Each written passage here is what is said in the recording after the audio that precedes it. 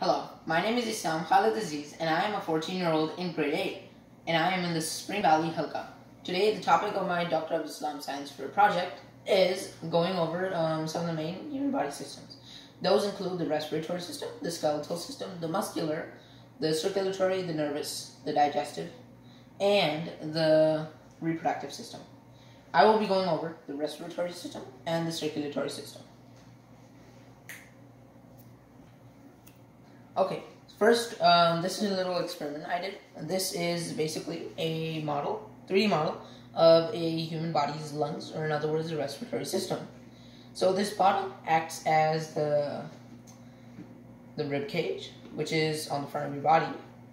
Then over here, this pipe that's sticking out is basically the trachea, which is going into your neck.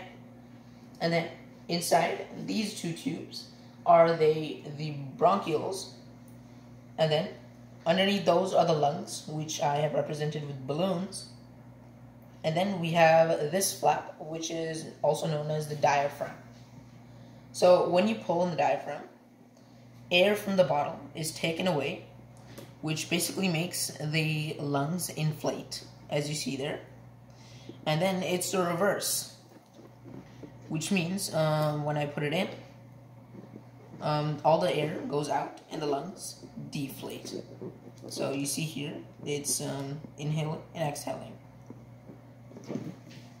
And also, did you know that without the diaphragm, the lungs will not be able to breathe, because that is the thing that pushes the lungs inside of your body up. And the two bronchioles that are attached to your lungs spread out to 30,000 more bronchioles in each lung. Finally, your left lung is smaller than your right lung, which leaves space for the heart in the left part of your chest.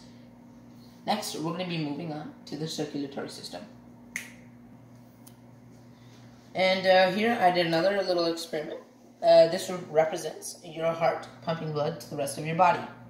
Over here, we have a ventricle, and this represents the atrium. These two tubes represent your blood vessels, in other words, the veins, and this bottle represents your whole body. So first of all, the ventricle, it pumps blood all the way to your atrium like that. And then your atrium over here, it pumps it back. It pumps it back to your ventricle to clean it out after it's cleaned. And then the ventricle pumps it all the way to your body, as you see there. And you might be wondering, why don't I have a lid on here? Because it's not only one vessel. This basically represents a bunch of vessels going into your body, which means not only one, just two. It's going out through your arms, through your legs, through your head, everywhere you want to know. And over here, we have the diagram of a heart, or in other words, a little model. As you see here, you have this lobe over here, and this lobe on the side is a ventricle, and this big lobe in the middle is the atrium. And then you have multiple vessels going out, spreading in different spots to get to different parts of your body. So now I'll be showing you where these things are, and basically the whole human body itself. So over here, we have the diagram of the human body, and under the rib cage, as I mentioned earlier, is basically your lungs right there. They might be a little messed up, sorry about that. And then you have this red thing, which is your diaphragm. It is actually very flat, and your lungs, you see how thick they are. And each dot is representing the bronchiole. Then you have your stomach, liver up here, and your intestines. And in between your lungs, more to the left side of your chest, is the heart.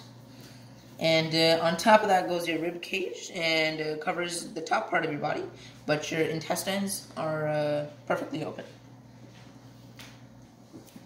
And thank you for listening to my presentation. I hope you learned something new, and I hope you actually appreciate your body more for what it is, and figured out everything that you didn't know that's taking care of you. Thank you, and goodbye.